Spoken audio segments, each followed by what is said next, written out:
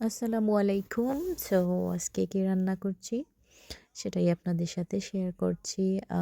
মুগ ডাল দিয়ে বড় মাছের মাথা আছে, তারপর মাছও ২ থেকে ৩ টা টুকরো আছে। সো একদিন রান্না করে দেখি কেমন হয়। সেজন্যই আসলে চেষ্টা করছি। কিন্তু অনেক মজা হয়েছে, বিশ্বাস করুন। সো তারপর টমেটো দিয়ে আ কি বলে ছোট মাছ। আমি জানি না কারা এটা পছন্দ করেন। আমাদের সিলেটে এটা খুবই একটা জনপ্রিয় খাবার। মানে যত ধরনেরই সবজি, তরকারি রান্না করা হয় না কেন, একটা টমেটো দিয়ে একটা মানে টক থাকবেই, এটা স্বাভাবিক। সো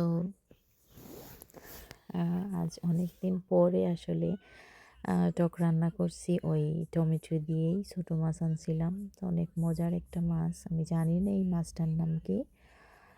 তা চেষ্টা করলাম ভালো করে রান্না করার। এমনি নরমালি যেরকম রান্না করি সেরকমই রান্না করছি, কিন্তু অনেক মজা হয়েছে টমেটো। তারপর বসিয়ে দিলাম মুগ ডাল।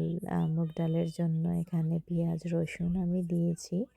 সো এটা ভালো করে নাড়াচাড়া করে যখন লাল হয়ে আসছে তখন লবণটা দিয়ে দিলাম। আমি চেষ্টা করি ওই মশলার মধ্যে লবণটা দিলে আমার মনে হয় যে মশলাটা আর কি আম আছে না একটা গন্ধ যায়, তারপর সিদ্ধ হয় মশলা। যেমন পেঁয়াজ, রসুন, আদা এগুলির মধ্যে আগে লবণটা দিয়ে দিই। তারপর ন্যাচারাল যে মশলাগুলা থাকে, হলুদ, তারপর ধনিয়া গুঁড়া, জিরা গুঁড়া সবগুলা মিক্সড আছে। ওগুলা দিয়ে দিলাম, মরিচও দিয়ে দিলাম। মরিচের পাউডারটা একটু বেশি দিয়েছি কারণ ভালো লাগে। মুগ ডালটা একটু ঝাল, ঝাল খেতে ভালো লাগে। সো এখানে অনেকটা টমেটোর হয়ে আসছে। তারপর দিয়ে দিলাম মাছগুলো। আমি জানি না এই মাছগুলো কী মাছ।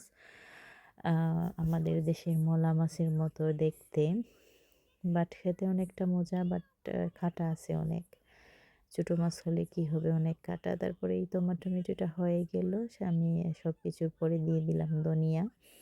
তো ধনিয়া দেওয়ার পরে আলাদা একটা ঘ্রাণ আসে, ভালোই লাগে। এই দেশে আসার পরে একটা জিনিস হচ্ছে গিয়ে মানে ১২টা মাসই আপনি ধনিয়া পাবেন, আর কিছু পান আর না পান।